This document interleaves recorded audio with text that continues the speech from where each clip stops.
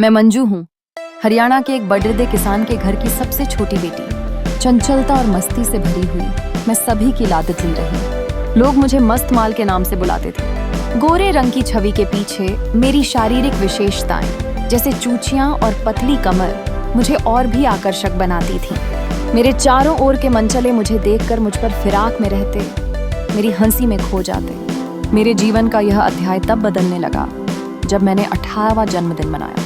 मेरी शादी एक बड़े दुकानदार के बेटे धीरज से तय कर दी गई। यह मेरे लिए एक नया सफर था, जहां मैंने अपनी मासूमियत को छोड़कर गृहस्थी की चादर ओढ़ी। सब कुछ नया था, ससुराल की रीतियां, वहां की परंपराएं और एक नए रिश्ते की जिम्मेदारियां।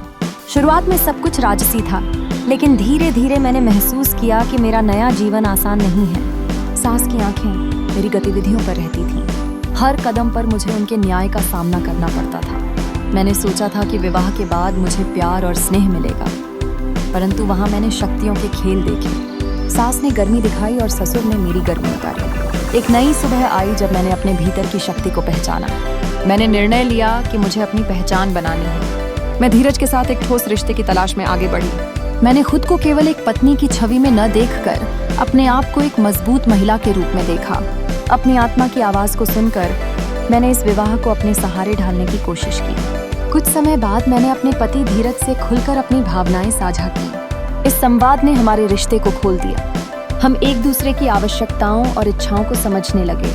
यह रिश्ता एक नई दिशा में बढ़ने लगा। अब सास के व्यवहार पर मेरा नजरिया बदल गया। मैंने उसे समझने की कोशिश की और एक नए अध्याय की शुरुआत की। मेरे अनुभव ने मुझे सिखाया कि अतीत से आगे बढ़ना और नए करियर की तलाश करना जरूरी है।